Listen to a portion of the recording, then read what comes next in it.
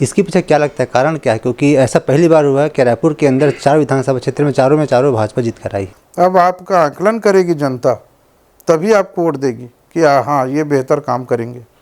आधे ज़्यादा मंत्री ऐसे हैं जो पहली बार जीत कर आए हैं, उन्हें मंत्रिमंडल में जगह मिल गई है। नहीं, वो ऐसा नहीं है भाई। देखिए, सभी लोग बने हैं, पढ़े लिखे लोग हैं, एजुकेटेड लोग हैं। अब मंत्रिमंडल में जो मंत्री उनमें एक फेरबदल करने की बात चल रही है आपको लगता है कि ऐसा बहुत जल्दी देखने को मिल सकता है? हमारे यहाँ जो भी है वो डिसीजन हमारे शीर्ष नेतृत्व लेते हैं। सीबीआई का हो गया, फिर आईटी का हो गया, फिर ईडी का। इसकी वजह से कांग्रेस कहीं ना कहीं पीछे रह गई, इसी वजह से बीजेपी उनको। कि भाई देखिए, आप गलत काम करोगे, सिर्फ भ्रष्टाचारी करने का काम करोगे आप। श्याम नारंग जी, अपना आप राजनीतिक भविष्य कहाँ तक देखते हैं? आगे जो भी जिम्मेदारी देगा मैं बहुत अच्छे से करूँगा।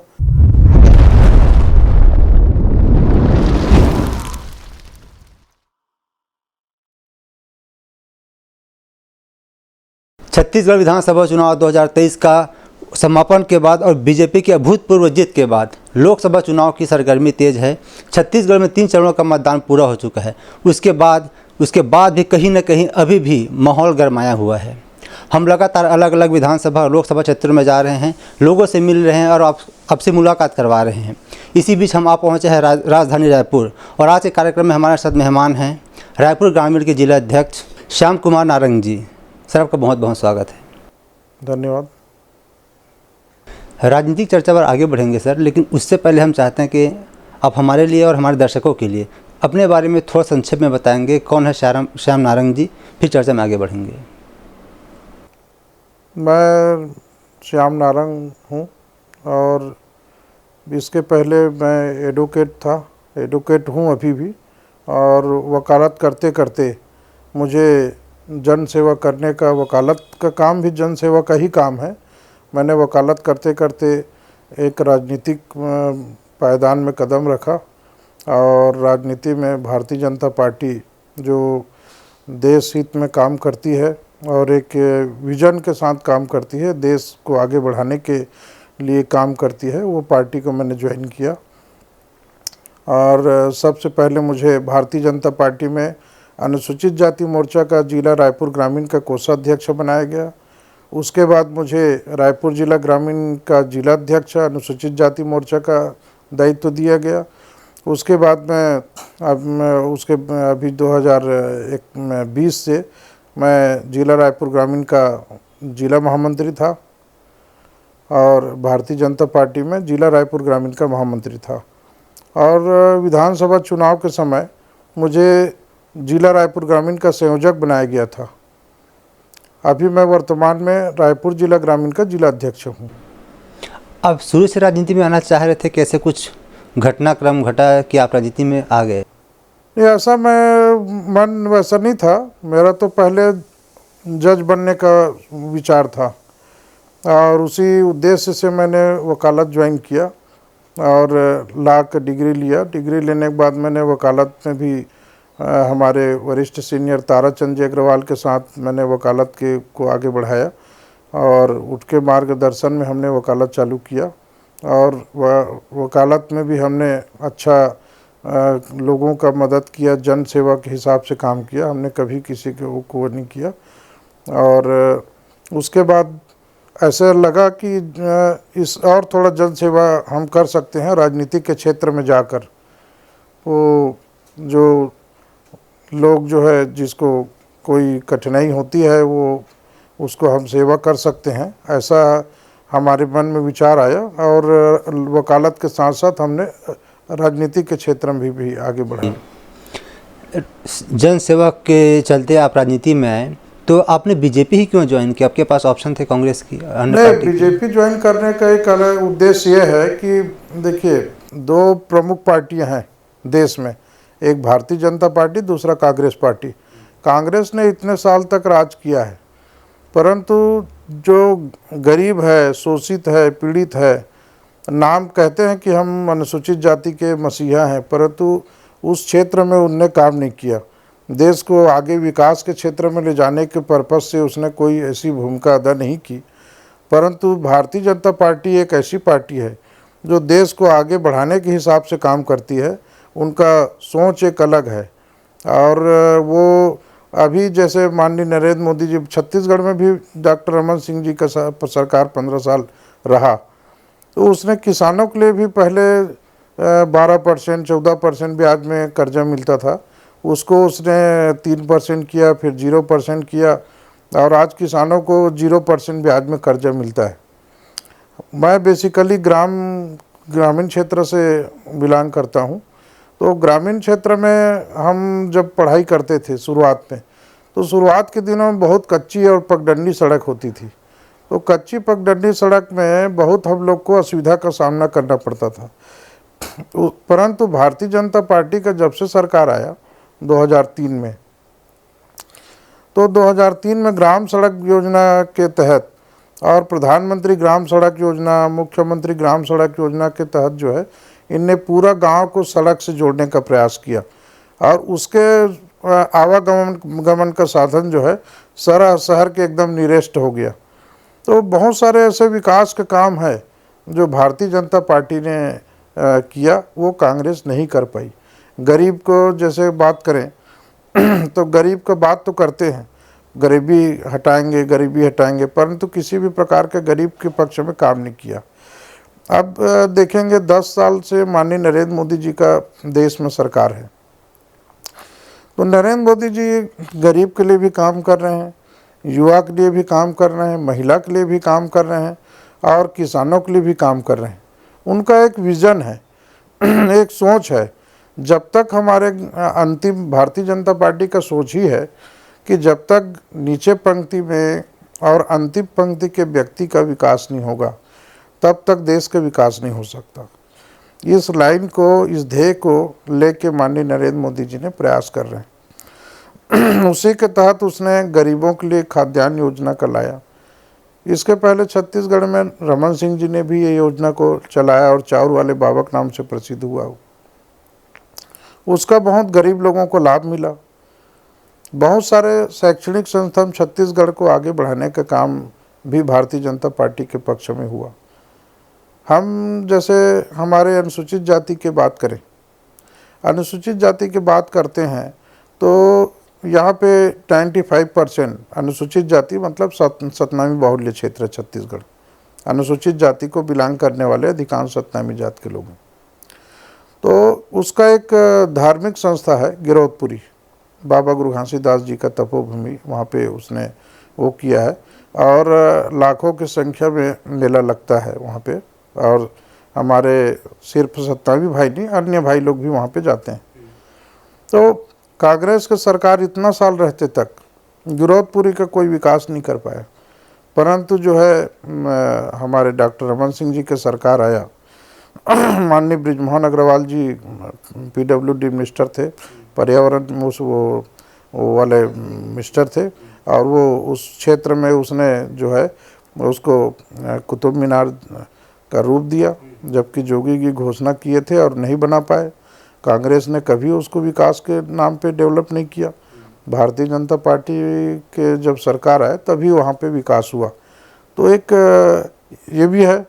तो हर दृष्टिकोण से अपन देखें तो भारतीय जनता पार्टी ही एक ऐसी पार्टी है जो देश को, गरीब को, किसान को, मजदूर को, महिला को, सभी लोगों के बारे में सोचती है, देश के विकास के बारे में सोचती है, देश को आगे बढ़ाने के बारे में सोचती है। और कांग्रेस ने उसके अनुरूप कोई काम नहीं कर पाया, इसलिए कांग्रेस अभी समाप्ति की ओर जा रहे हैं। भारतीय जनता पार्टी का जो ये है दायरा है, वो क्षेत्र हर बढ़ते जा रहे हैं। माननीय नरेंद्र मोदी जी देश में इतना क्या, देश का क्या, वर्ल्ड का नंबर 1 का आज के डेट में नेता है। पहले हमारे प्रधानमंत्री देश के जाते थे विदेश, अमेरिका वगैरह में, तो उसको कोई बहुत सम्मान की दृष्टि से नहीं देखा जाता था, परंतु जब से नरेंद्र मोदी जी बने हैं तो उसको, उसके लिए बहुत आतुर होकर स्वागत के लिए खड़े रहते हैं। ये भी एक विषय है। देश में पूरा आतंकवाद का माहौल था, उसको भी पूरा ख़त्म कर दिए।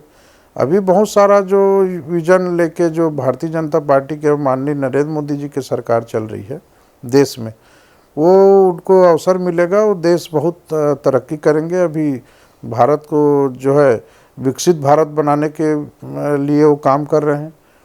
अभी हम लोग का सम्मेलन भी दिल्ली में हुआ था, वहाँ पूरा विकसित भारत के संबंध में ही उनका पूरा योजना, आगे का जो योजना है 5 साल का, वो पूरा विकसित भारत का है, पूरा किसानों के लिए है और युवा के लिए है, महिला के लिए है ना। तो इस तरह से एक विज़न लेके भारतीय जनता पार्टी चलती है। ज़्यादातर हम सुनते हैं सर कि जो पढ़े लिखे लोग हैं राजनीति में आना नहीं चाहते हैं, इसे दलदल के रूप में देखते हैं। क्योंकि आप एक एडवोकेट भी हैं, उसके बाद भी आप राजनीति में आए। आप बताएं कि जन भावना आपकी एक कारण था, इसके अलावा भी कुछ ऐसा था जो आपको राजनीति में आने के लिए मजबूर कर दिया? नहीं, ऐसा कोई और विषय नहीं था। अपन जन सेवा करने के हिसाब से लोगों का कुछ काम आ सकें, ये हमारी भावना के हिसाब से अपन ने आया। कुछ मन में हमारा था कुछ करने का, और जो है सामाजिक स्तर में भी हमको जिम्मेदारी लेके कुछ काम करने का अवसर मिलेगा, ऐसा हम सोच के यहाँ पे राजनीति में आए हैं।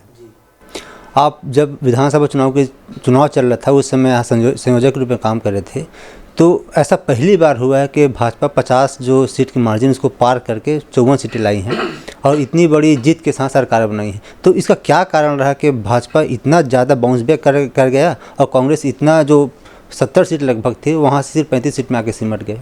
क्या होता है, जब सरकार चलती है तो अभी अब जो लोग हैं, हमारे युवा लोग हैं, सभी घर में एक शिक्षित लोग हैं, पढ़े लिखे लोग हैं, इलेक्ट्रॉनिक मीडिया का ज़माना है।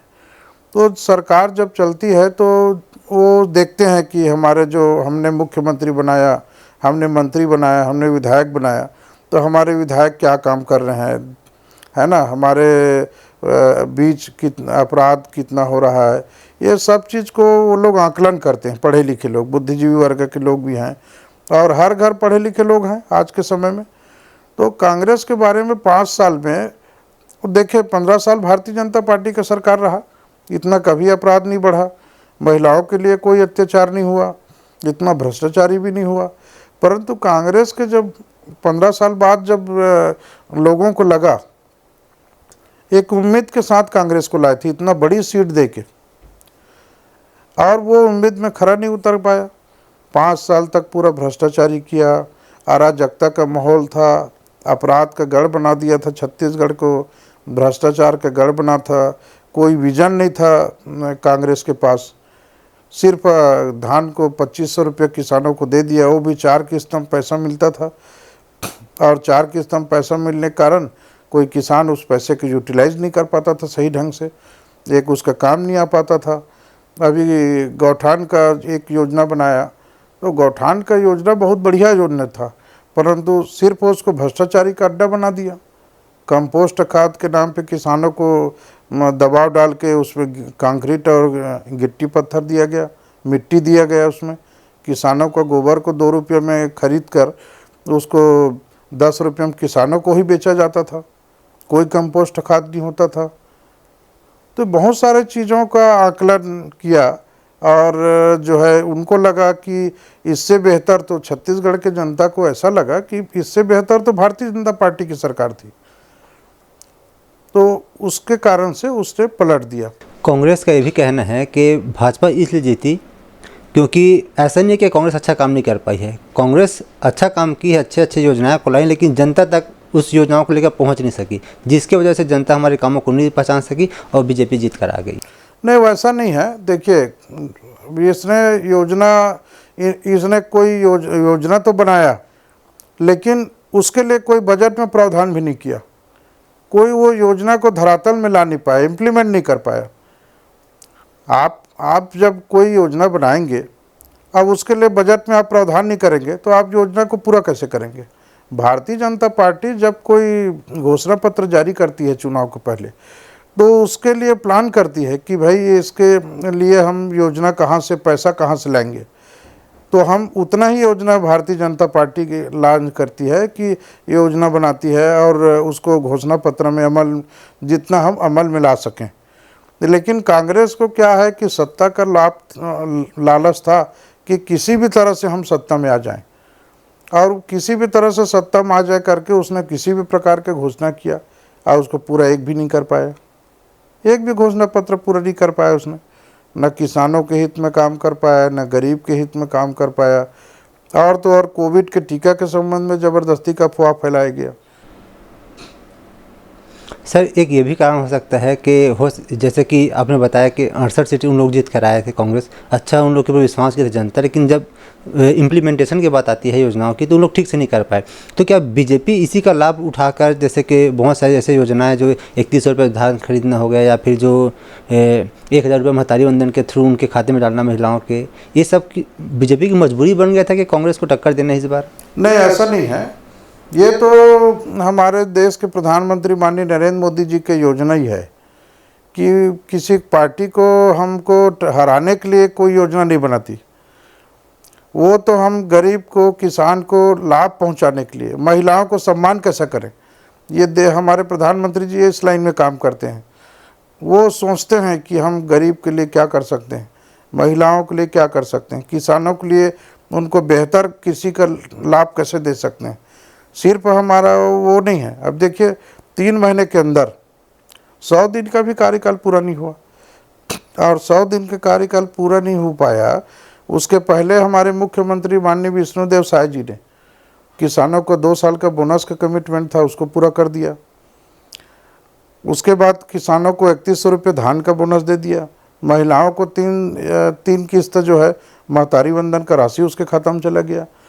18 लाख गरीबों के लिए आवास बनाने के लिए, जो आवास को 5 साल तक कांग्रेस की सरकार रोक के रखी, जो गरीबों का हित का पैसा है, जिसको केंद्र सरकार ने बजट भेजा, वो बजट वापस हो सका, अपना अंश का दान राशि कांग्रेस पार्टी नहीं दे पाई, गरीबों का आवास नहीं बन पाया। हमारे मुख्यमंत्री जी विष्णुदेव साय जी ने घोषणा कर दिया था कि अगर गरीबों का आवास जब तक मैं घोषणा नहीं कर पाऊंगा, उसके लिए बजट में प्रावधान नहीं कर पाऊंगा, तब तक मैं मुख्यमंत्री निवास नहीं जाऊंगा। मुख्यमंत्री निवास खाली होने के बाद भी नहीं गया वो, और जब वो 18 लाख आवास स्वीकृत कर लिया तभी वो मुख्यमंत्री निवास में गृह प्रवेश का कार्यक्रम किया। तो एक सोच होना चाहिए। बजट तो ठीक है मिल जाएगा, एक सोच के साथ भारतीय जनता पार्टी काम करती है, किसी को हरासमेंट करने या हराने के लिए काम नहीं करती। बजट में प्रावधान किया और सारे घोषणा पत्र को पूरा कर रहे हैं। 8 विधानसभा क्षेत्र आती हैं यहाँ, 8 के 8 में बीजेपी इस बार कमल खिला पाई, इसके पीछे क्या लगता है, कारण क्या है? क्योंकि ऐसा पहली बार हुआ है कि रायपुर के अंदर 4 विधानसभा क्षेत्र में चारों भाजपा जीत कर आई। नहीं, उसमें क्या है, देखिए जनता ने 15 साल का भारतीय जनता पार्टी का कार्यकाल देखा था। बीच में कोई मन में आता है कि जिज्ञासा आता है, पब्लिक है, जनता है, जनता का आशीर्वाद है, जनता ने ये सोचा कि इससे बेहतर हो सकता है काम करे कांग्रेस पार्टी, तो एक बार उसको मौका दे के देखा। मौका में खरा नहीं उतर पाए, सिर्फ घोटाला और भ्रष्टाचारी किया, अपराध का गढ़ बना दिया छत्तीसगढ़ को। सब जगह देखो ना, सभी जगह ईडी का रेड पड़ रहा है ना, ईडी का रेड पड़ रहा है। उसके बड़े बड़े नेता भूमिगत हो गए हैं, बड़े बड़े नेताओं का नाम आ रहा है, सीएम का नाम आ जाता है, किसी बड़े नेता का नाम आ जाता है, उनके करीबी लोगों का नाम आ जाता है। तो ये सब चीज़ को जनता समझती है। आज के डेट में आप राजनीति के क्षेत्र में कोई विधायक बने, मंत्री बने, मुख्यमंत्री बने, कोई भी बने, कोई भी राजनीति करे, परंतु अब वो समय निकल गया कि आप बिना काम किए और आप खरीद फरोख्त करके वोट ले लेंगे। अब आपका आकलन करेगी जनता, तभी आपको वोट देगी कि हाँ ये बेहतर काम करेंगे। 5 साल में परीक्षा होता है, परीक्षा में हम लोग को रिजल्ट अपना खरा उतरना पड़ता है। तो वही हमारा परीक्षा है कि जनता के बीच हमको 5 साल में जाना है। और भारतीय जनता पार्टी ने अभी पिछले विधानसभा चुनाव में पूरा योजनाबद्ध तरीका से और पूरा एकजुटता के साथ चुनाव लड़ा। चुनाव में टिकट के समय भी बड़े नेताओं ने अच्छा टिकट बांटा और योजना बनाया, किसानों के लिए, गरीब के लिए, सबके लिए योजना बनाया। उसका लाभ भारतीय जनता पार्टी को मिला। जी, आप उस समय जिला संयोजक के रूप में काम कर रहे थे, तो चुनौती आपके सामने क्या थी? हमारे सामने चुनौती थी कि सभी अधिकांश सीट में मतलब भारतीय जनता पार्टी का विधायक नहीं था, कांग्रेस के विधायक था, कांग्रेस का सरकार था।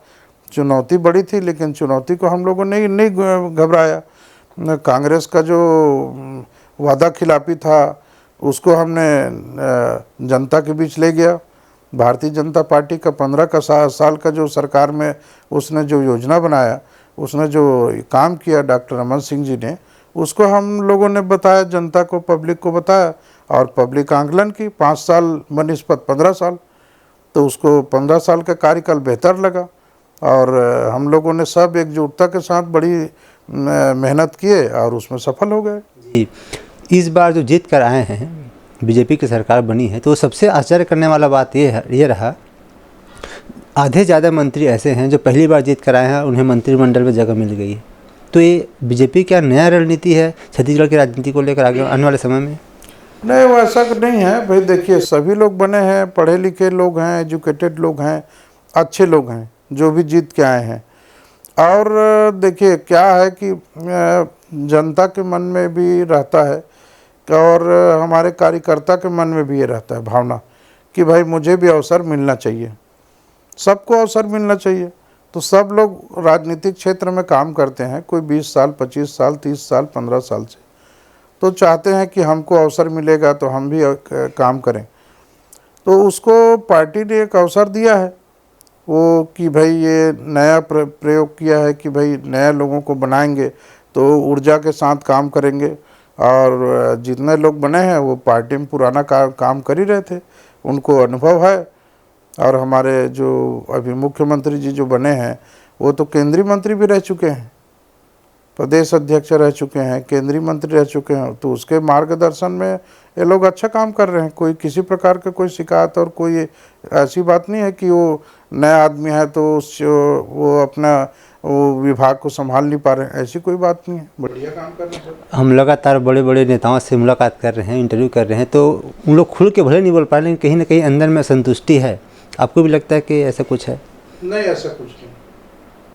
भारतीय जनता पार्टी का जो शीर्ष नेतृत्व है वो कोई फैसला लेती है तो हम लोग सब उसको मानते हैं और उस पर विश्वास करते हैं। और वो बहुत सोच समझ के, बहुत मतलब सब चीज़ की जानकारी करके ही वो फैसला लेते हैं। ऐसा कोई मतलब किसी थोपने वाला काम नहीं करते। आदिवासी क्षेत्र, आदिवासी समाज से मुख्यमंत्री और एक जनरल से डिप्टी सीएम और एक ओबीसी डिप्टी सीएम, क्या ये आने वाले जो लोकसभा चुनाव चल रहे भी इसी को देखते हुए भाजपा ने ऐसा दांव खेला है ताकि हमें इसका फ़ायदा लोकसभा चुनाव में हो सके? नहीं, वैसा नहीं है कि भाई देखिए सभी जगह जो बनाए हैं, अभी जो दूसरे स्टेट में भी एक नया प्रयोग किया है भारतीय जनता पार्टी ने कि भाई कि हमारा मुखिया हो, उसके सहयोगी रूप में भी हो तो ये लोग अच्छा काम कर पाएंगे। पावर का विभाजन हो तो एक मुख्यमंत्री और 2 डिप्टी मुख्यमंत्री बना के उसके सहायक के रूप में अपना उसको पावर को डिवाइड करके और एक अच्छा काम करें सामंजस्य के साथ, ये प्रयोग किया है और सभी स्टेट में कर रहे हैं, उसमें कोई दिक्कत नहीं है। और ये दोनों डिप्टी सीएम भी, एक तो हाई कोर्ट का वकील है अरुण साव जी, और ये भी एजुकेटेड पर्सन है विजय शर्मा जी, तो बढ़िया काम कर रहे हो। तालमेल भी तीनों में बहुत अच्छा है, इसीलिए तो फटाफट डिसीजन हो रहा है। डिसीजन फटाफट होने का, सब काम हो जाने का आसानी से यही है। जी, राजनीतिक गलियारों में एक और चर्चा चल रही है, क्योंकि छत्तीसगढ़ में 3 चरणों का चुनाव पूरा हो चुका है लोकसभा का। अब मंत्रिमंडल में जो मंत्री, उनमें एक फेरबदल करने की बात चल रही है। आपको लगता है कि ऐसा बहुत जल्दी देखने को मिल सकता है? नहीं, ऐसा नहीं है। वो तो देखिए वो प्रक्रिया है कि भाई अभी जैसे कोई एक सीट मंत्री का बाकी है तो हमारे यहाँ जो है, जो हमारे यहाँ जो भी है वो डिसीजन हमारे शीर्ष नेतृत्व लेते हैं। वो उसके हित में क्या है, उसको कैसे करना है, उसको हम लोग सब मानते हैं। हमारे कोई अगर बड़े नेता हमारे निर्णय ले लिया तो हम लोग उसका कोई विरोध नहीं करते हैं और एक सामंजस्य के साथ काम करते हैं। किसी को नीचे दिखाने के लिए वैसा कोई काम नहीं होता यहाँ पे।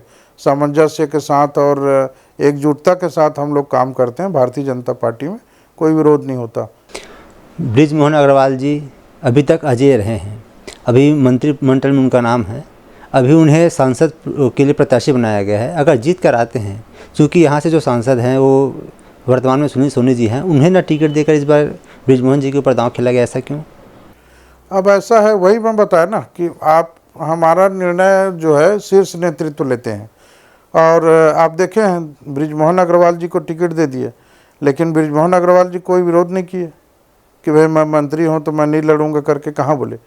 उसने बढ़िया पूरा ऊर्जा के साथ, पूरा मेहनत के से किए, और सुनील सोनी जी हर जगह उसके साथ रहे।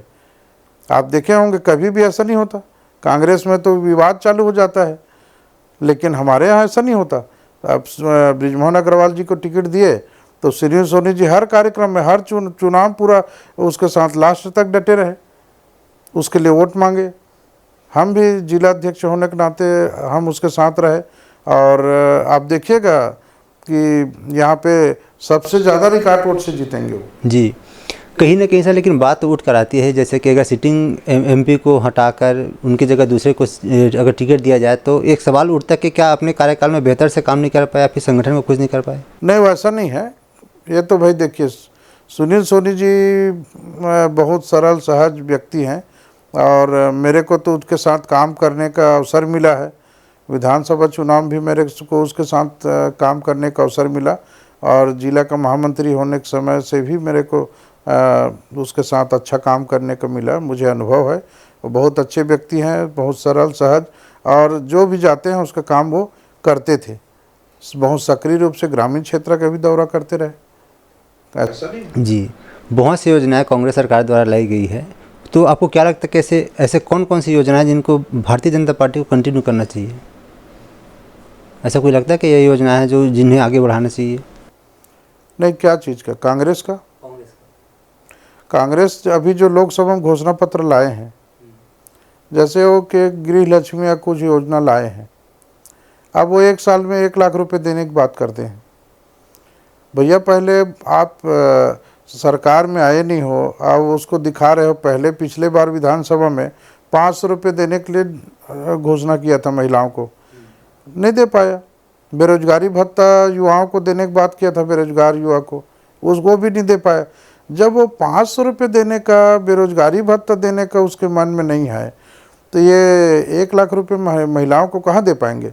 तो हम लोग बात करते थे कि भाई कई ग्रामीण क्षेत्र में उसके फॉर्म को भरे भी हैं। तो हम लोग जब ग्रामीण एरिया में जाते थे तो हम पूछते थे कि क्यों भाई आप लोग को ये पैसा मिलने का, कांग्रेस वाले तो 1 लाख रुपए देने की बात कर रहे हैं। अरे भैया कहाँ देंगे वो लोग हमको पैसा? वो हम लोग को बेवकूफ़ बना रहे हैं। पिछले बार का 500 दे नहीं पाए, अब अभी 1 लाख देने की बात करते हैं, कहाँ से देंगे वो? ये महिलाएं बोलती हैं खुद ही। इस बार विपक्ष एकजुट होकर चुनाव लड़ रहे हैं लोकसभा की, तो लगता है कि इस बार टक्कर दे रहे हैं बीजेपी को, मोदी को? देखिए, मोदी का तो कोई टक्कर का विषय ही नहीं है।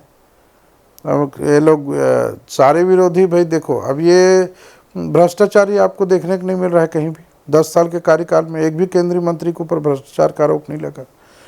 आज आप देखेंगे कहीं भी आप चले जाइए, सड़कों का जाल बिछ गया है। मैं अभी दिल्ली गया था जनवरी के महीने में, पूरा मेट्रो चालू हो गया।